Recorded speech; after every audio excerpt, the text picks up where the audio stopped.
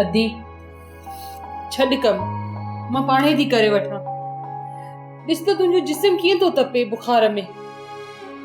भेण घर जो कम भी त करणो आहे न। हाँ हिन महिल ताईं कमरे जी सफ़ाई न करे सघियूं आहियूं, रुगो सुस पुस में ऐं गिलाउनि में पूरियूं आहियूं। सफ़ाईअ ते ध्यानु ॾियो। वॾेरी बानो, अदी सदोरीअ खे ॾिस केॾो बुखार आहे, बुखार में केॾो न तपे थी। कमु करणो आहे न, मां कंदसि सॼे घर जो कमु, पर अदीअ खे आराम करण ॾे। जे मां न अचां हा न त अदीअ जो तव्हां अलाए छा हाल कयो आहे। थोरो माण्हूअ जो कंहिंजो एहसास बि कबो आहे। तोखे शर्म नथो अचे जो मुंहिंजे साम्हूं थी वात आणी? वॾेरी जे न तूं लाइक़ खाने नूंहं आहीं त सदोरी बि लाइक़ खाने जी ही नूंहं आहे। जे ही तव्हांजो घर आहे त सदोरीअ जो बि इहो ई घर आहे। समूरो कम सदोरी छो करे? ॾिस त माई ॾिस कीअं थी बदतमीज़ी करे, कीअं थी मूंसां वात हाणे। जेको वात में अचेस तो सो ॻाल्हाए थी छॾे। कुछ लिहाज़ कर, अकुल कर, अकुल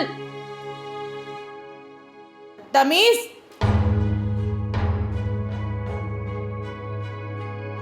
अदी अदी तूं वेह, तूं आराम कर। मां थी अदा नादर खे चवां त के डॉक्टर खे वठी अचे। अदी तूं वेह न, आराम कर।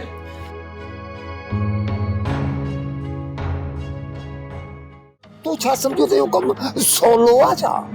दुखियो आ बाबा, ये समझो तो जबल टाको। तोखे त ख़बर आ न त चंगियो खान जिथे चिणगो छिलाईंदो आ उते बाह जा बफड़ बरंदा आहिनि, बफड़। हाल फिलहाल पर नादर खे रुगो ॻोठ जी ढेकाली मिली आ। जॻह खान जो अंदर त तॾहिं ठरंदो जॾहिं इहे ॿई भाइर हिक ॿिए जा मथा फाड़ींदा, मथा। तॻह खान जे भाइर पाण में ठही वञनि त पोइ वरी मूंखां हिकिड़ी मुंहिंजी ॻाल्हि ॿुधी छॾ। इहे ॿई भाइर ॾींहं क़यामत ताईं कोन ठहंदा जेसि ताईं सालार ख़ान मेरूअ खां पंहिंजे नाले बनी नथो लिखाए। तेसि ताईं घर में रुॻा चीकट ॿुधंदे, चीकट ची ची ची। हाणे रुॻो ॾिसणो इहो आहे त सालार ख़ान नादिर ख़ान खे कहिड़े रस्ते थो लॻाए।